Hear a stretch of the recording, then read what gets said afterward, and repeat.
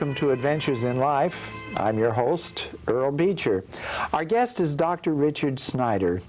Richard is into many different activities. All of them are fascinating, and I think you will agree with me as the show progresses. But I want to start this show, Richard, talking about the radio station you have in Costa Rica. Fine. What is it? Well, Radio for Peace International is a non-commercial educational shortwave radio station broadcasting around the world. It's unique in that it's the only radio station in the world on international land. Even United Nations radio at the United Nations cannot say that. We broadcast from the campus of the University for Peace, created by the United Nations in Ciudad Colón, Costa Rica. Why Costa Rica? Well, for two basic reasons. Number one, it's the only country in the world that abolished its army by public vote. Number two, it's only 8 degrees from the equator. And my son-in-law, James, who is our chief engineer, said that the closer you are to the equator, the better spectrums you can get, because of course shortwave broadcasting goes up to, yes, spectrums. The shortwave waves go up into the ionosphere and bounce back to the Earth, and therefore the longer the wave, the further they can bounce. So there was a technical reason for putting it there also. Right. But now I have been told it's the only station in the world that reaches every country in the world. Is that true? Well, there are other shortwave stations that can do that, but it's the only one that is on United Nations land that does that. Okay. Now, you were telling me something to the effect that the United Nations is looking to this station for a special mission? Well, we have been in operation now in September 15 years. Okay. We started out literally as what you would say a mom and pop station. Okay. A dream, very little money, $18,000, and a family, a father, a daughter, the daughter's husband, and one other person, and decided we wanted to change the kind of information and news that the world was getting. Now, you are the father in this case. Yes, I'm the father. And your daughter's name is Debbie? Deborah. And her husband is James? James, right. And one other person? And Max Leffler, who was one of my students in the university that I created in Portland, Oregon. And he wandered in one day and said, I'm here to study at your university. Well, he stayed 6 years. And he became, he could barely speak any English, and he became the English program director of Radio for Peace International. Radio for Peace International. Radio for Peace International. Now, if somebody wanted to log on to your station, what are the call letters, or how do they find you? What they do is they use, in shortwave, it's by frequencies, and the frequencies are 6.975 megahertz. 6.975.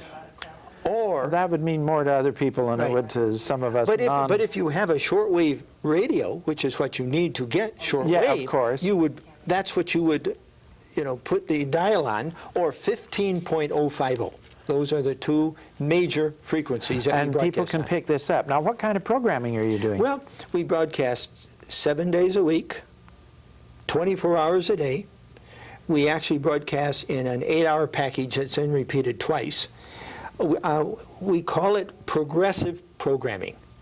That is, we try to provide news, interviews, and subjects that are not normally covered by other stations of the world.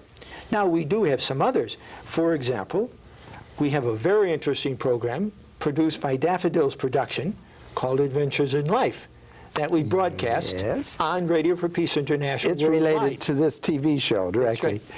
Right. And for example, we have a direct line every day with the United Nations in New York, and they send to Costa Rica via phone line, soon it will be done by computer, the news for the day from the United Nations. And then once a week we have a full hour of programming on the wind-up of the summary of what has happened at the United Nations that week. And we do a lot of what you would say progressive news, news you simply might not hear anywhere else.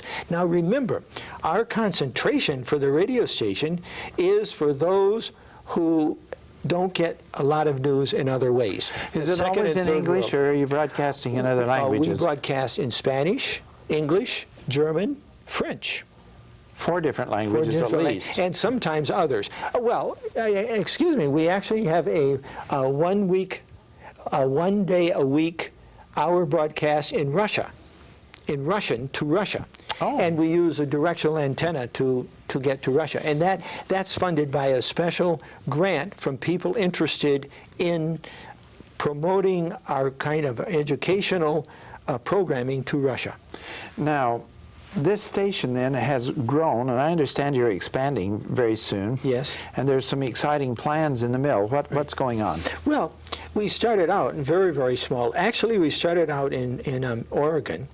To get experience, we leased a tiny little country western station in rural Oregon. Okay.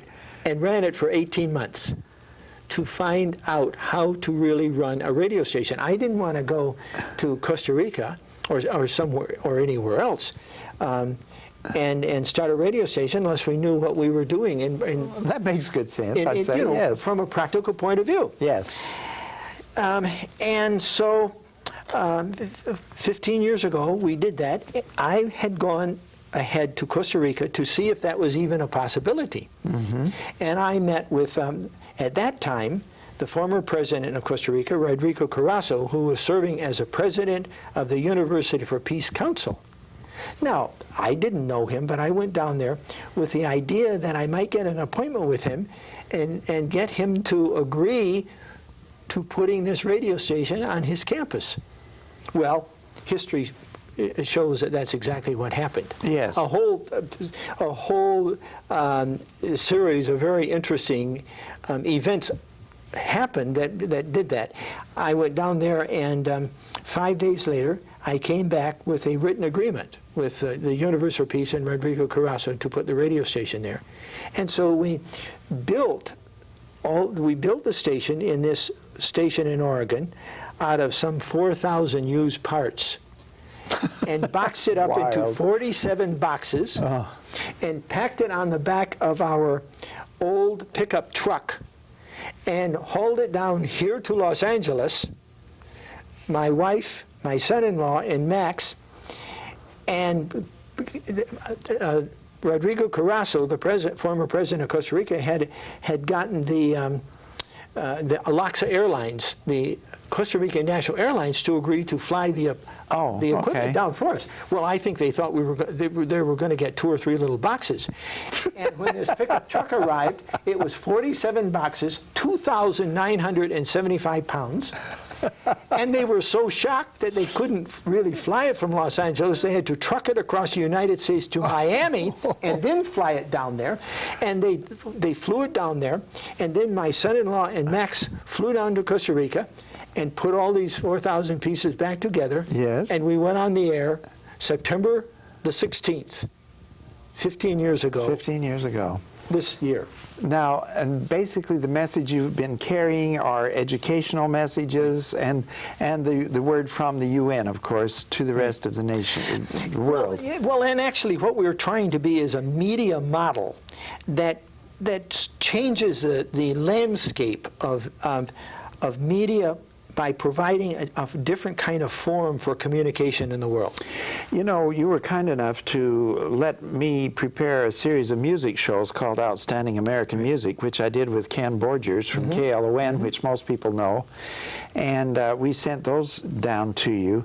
Do you ever play any rap on that station? I suppose we've been known to do that on rare occasions. I hope you keep the language clean. Yeah, we keep it very clean. I have to tease you Now, we about keep it very clean. Now, we have, the other thing that's rather unique about our station is the fact that we have broadcast a number of world conferences. The World Conference very on transpersonal psychology in Ireland, the World Religion Conference in Chicago, 2 of the conferences or programs that were done on Farm Aid. We broadcast 2 of them live. On Farm Aid. I like that. We had the top names actually come to the studio that was when we were broadcasting Farm Aid the first time. We have broadcast a number of international conferences, the Earth Summit in Rio de Janeiro, the Hague Appeal for Peace in the Netherlands, and a number of others. So, and we send a small team to those conferences, and usually the conference, for the publicity, all they pay is that's wonderful. Airfare, but they go and we broadcast. We send the signal back to Costa Rica by telephone, and broadcast it by live. phone? By phone. And broadcast it live. I did this once from Taiwan. Oh, okay. I was in Taiwan, and 2 o'clock in the morning, I got a telephone line. My son-in-law was in Costa Rica, and he broadcast this program live around the world. And they had a radio in the other room listening to the program. And this is one of the things that makes us unique, because of the kinds of flexibilities we have built into the radio station. I would say we are going to pause. I've been getting the signals for a public service announcement, and then we'll be right back with Dr. Richard Schneider.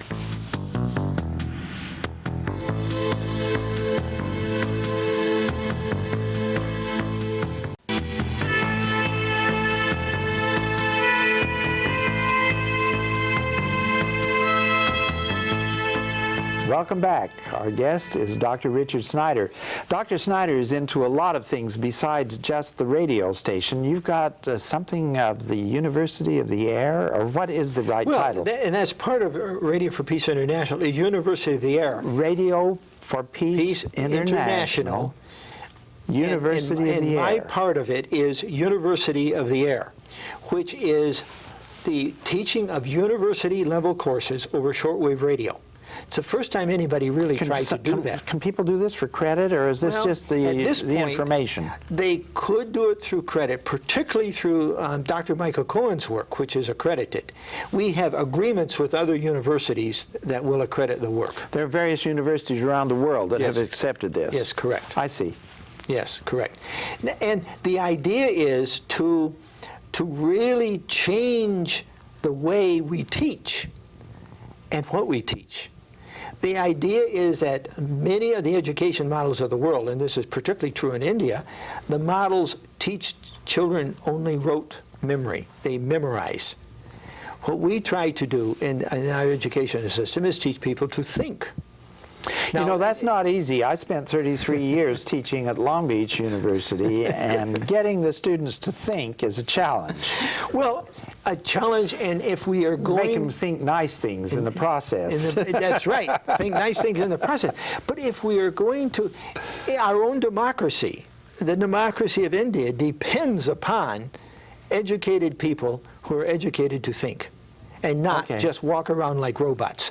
And this is part of much part of the problem of many parts of the world today in terms of their education system, where children only learn to memorize facts so they can pass a test, so that they can, you know, go on to another grade where they can then memorize another set of facts to take another test. Right, I agree. And what we need to do if we're going to train leadership of the world, we have to train them to think so they can make the right decisions.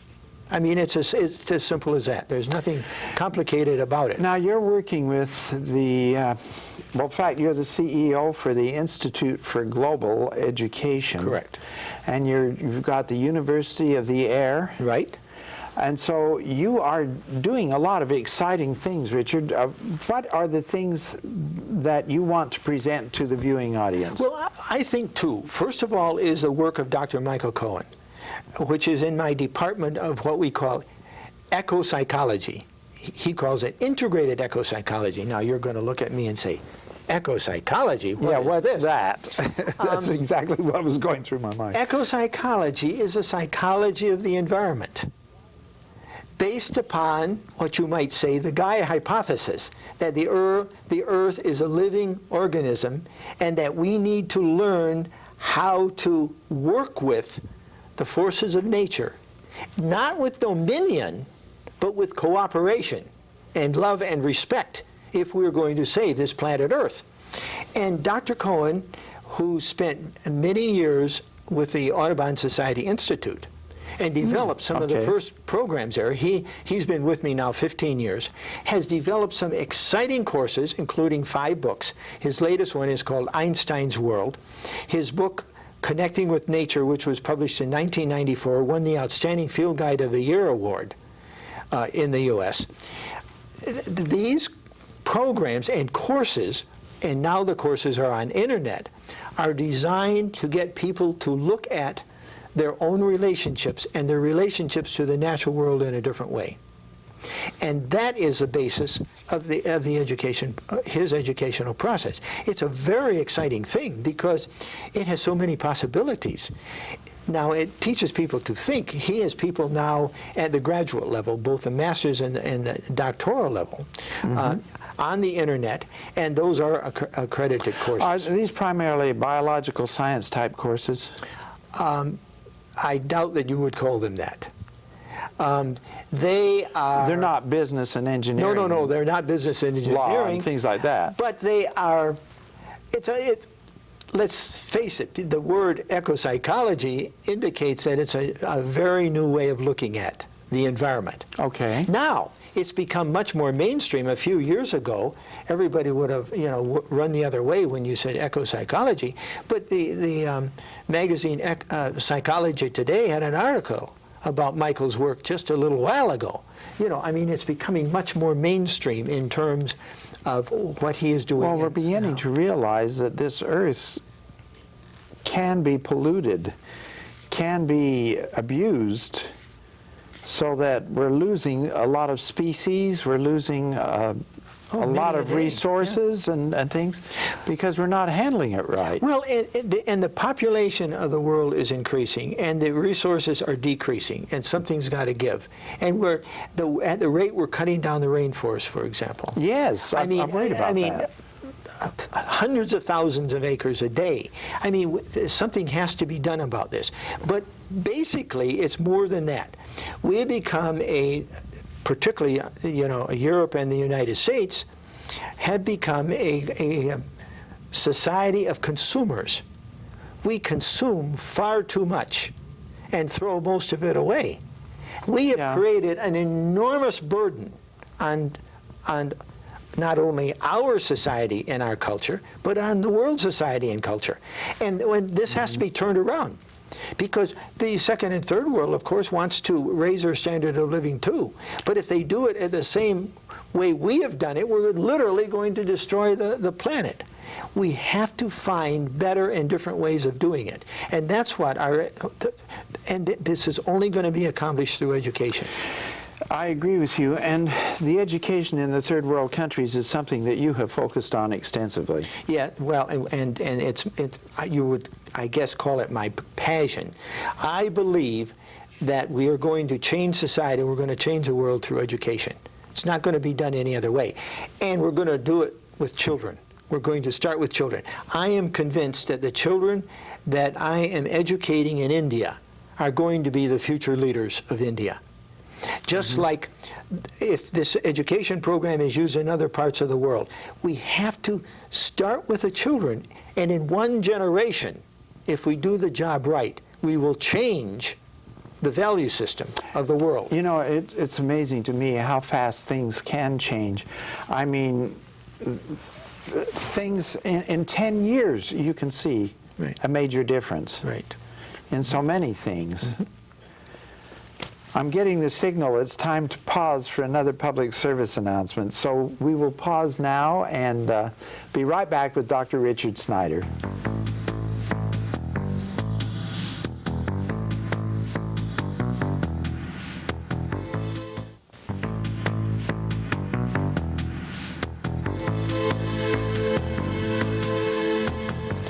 Our guest is Dr. Richard Schneider, and the more I learn about him, the more I am impressed with all of the things that he's into. Now he's talking about another organization called Belonging to Mother Earth Communications.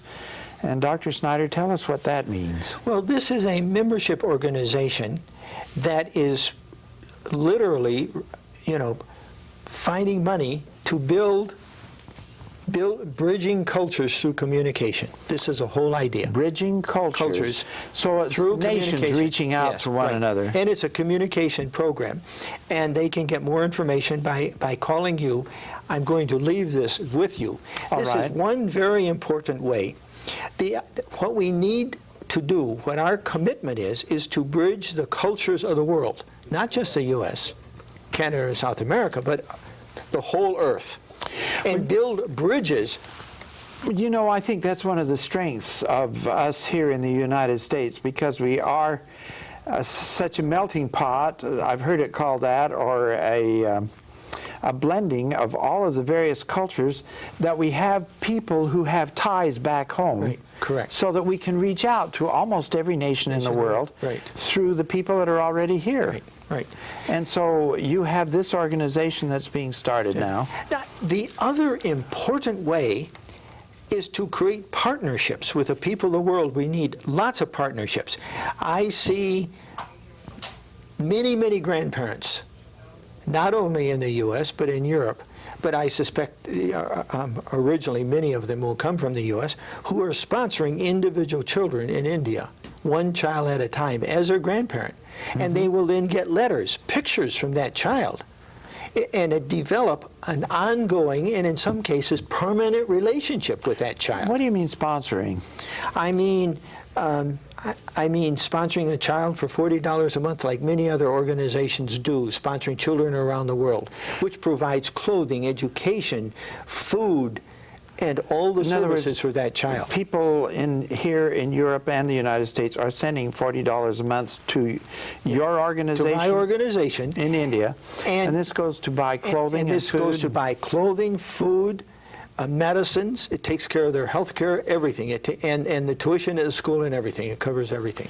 And the parent or the grandparent, the sponsor of that child, will receive regular letters from that child. So there's a personal relationship. We want a personal relationship to develop. And in fact, in some cases, I have a couple of sponsors already who have said, when I take on the sponsorship of a child, make sure that child is college material, because I plan to follow that child all the way through their education. And the child may be 10 or 11 years old now. And they've made this commitment. But I want people to make a commitment for 1 year at a time. There have been recent things in the news about an elementary school group who started first grade together, who have been followed through, and they were of a minority group, and most of them are going on to college. And I have been impressed in my own experience that almost any child who receives the opportunity for education can make the most of it. Oh, absolutely. We had a houseboy when I was in the Army in Korea that our dentist took an interest in. He brought him back to the United States. The young man won scholarships that took him all the way through the University of Utah, and he won scholarships to Harvard, and he wound up teaching at the university in Hawaii. And he was not the brighter of the two houseboys, in my opinion. The thing that impresses me is we need to give the children of the world the opportunity.